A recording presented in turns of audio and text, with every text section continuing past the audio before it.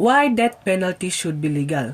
An eye for an eye makes the whole world blind, said Mahatma Gandhi. The execution of someone who has possibly done a crime is an inhuman act.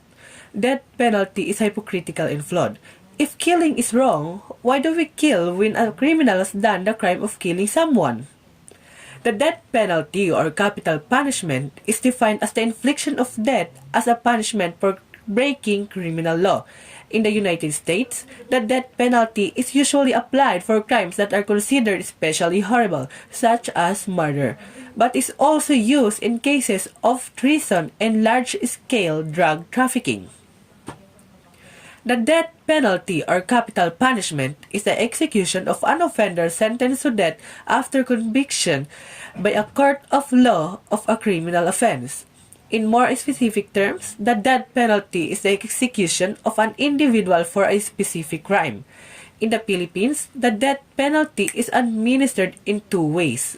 The first way they used in 1987 was the execution by firing squad, and they changed it to lethal injection in 1995. According to Republic Act No. 7659, the penalty of relation perpetua to death when an occasion of robbery, the crime of homicide shall have been committed, when the robbery shall have been accompanied by rape or by intentional mutilation or arson. In short, crimes that are punishable by the death penalty are murder, infanticide, rape, kidnapping, and serious illegal detention. Society has always used punishment to discourage would-be criminals from unlawful action. Since society has the highest interest in preventing murder, it should use the strongest punishment available to deter murder, and that is the death penalty. If murderers are sentenced to death and executed, potential murderers will think twice before killing for fear of losing their own life. Justice is most of the time questioned by many people, or should I say by everyone.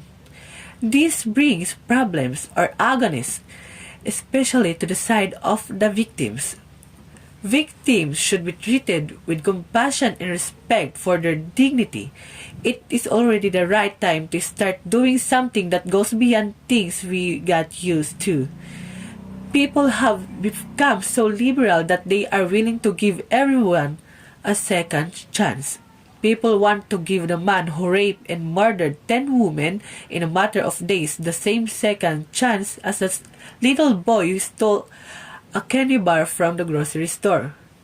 It might just be me, but I see a huge difference in the effect of those crimes on the rest of the population. Women are not going to live in fear about going to the grocery store because a little boy stole a candy bar, but they are going to think twice about going shopping by themselves at night when they heard that a serial rapist and murderer is among them. Death penalty should continue in order to eliminate the garbage of our society. Not everybody deserves to die, but some people definitely do. Abolishing the death penalty has raised concern that without having strict capital punishment, the number of crimes will increase and affect society, with more innocent people becoming victims. Having the death penalty in our society is humane.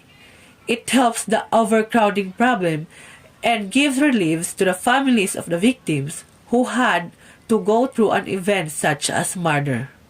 Without the death penalty, criminals would be more inclined to commit additional violent crimes. It argued that retribution or an eye for an eye honors the victim. Although there is no statistical evidence that death penalty deters crime, but we have to agree that most of us fear death. Suppose there is no death penalty in state and life imprisonment without parole in a maximum punishment.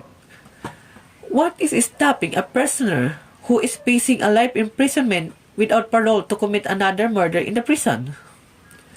The primary aim of the death penalty is to decrease the number of horrendous crimes in the world. The death penalty is a legal punishment ordered by the court. The primary aim of the death penalty is to decrease the number of heinous crimes in the world. The death penalty is a legal punishment ordered by the court against the violation of criminal laws.